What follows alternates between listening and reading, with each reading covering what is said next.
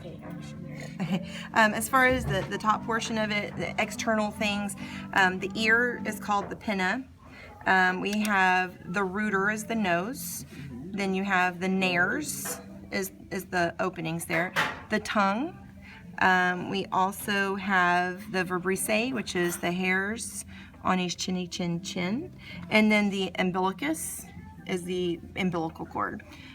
So we'll start up here. We have the esophagus and the trachea. I'll probably come back to it if I don't. And here it is. Here's the thyroid. Okay, so here's the sternum, and so it's going to be above that. So just orientation is really important when you guys are trying to figure out where things are. So trachea is going to be above the heart, way above the heart. And if you move this over, then you should have your trachea is going to be on top and the esophagus is going to be underneath it. However, the way that they're probably going to be pinned on here, you're not going to be able to tell the difference between the top and the bottom. So we have a more muscular one that's right here is the esophagus. And if you look right beside it, you can kind of see the ribs of the bendy strawnness of the trachea right beside it. So the trachea it's got more structure, it's got more texture, I don't know, it's substance to it, whereas this is muscular. So the trachea would go down into the lungs, the esophagus is going to go to the stomach. So we're going to start there. So go down here. We have separating the two cavities, the thoracic cavity and the abdominal cavity, there is a diaphragm. Okay, so here's the diaphragm. This is the liver. Underneath here we have a stomach. And the stomach will go into the small intestines. These are I'm going to keep them open just like this, or I'm not going to separate them out.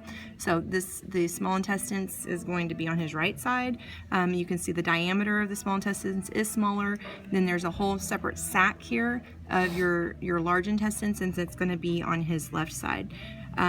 This is going to go, because there's a lot of things, I'm jumping around, come down here. Attached to the bottom of the large intestines is going to be a tube. There's a lot of tubes down here in this area, so you have to orient yourself. So this one right here is the colon. And how do you figure out which one it is? If you go back and say, oh, okay, that's attached to the large intestines, so that's the colon. Since I'm down here, let's jump around to this. We also have down here the kidney. This is the kidney, and here's one of our other tubes. This one is the ureter, and then this is connected to the kidney, and it will also go, there's the bladder. This is a female. You can look at the external to figure that out, but then you also have these nice uterine horns. The uterine horns are at the base of the bladder. You can actually, this right here is the ovary that's there. So figuring out like, hey, is it a uterine horn? The uterine horns are kind of ruffly, and it's not really connected to anything except for the base of the bladder. This is connected to the large intestines, and then this is connected to a kidney. So as far as reference points and going back with that. I don't know why I made a list. We have going up here, we'll stop back up to the liver. Okay, so here's the accessory organs. We have the liver. Underneath the liver, we're going to have a gallbladder. It's on the right-hand side, so you lift this up. It's a little pocket pea-looking thing, so this is the gallbladder. We also have a pancreas. So the pancreas is going to be associated with where the stomach and the small intestines. It's usually in that area.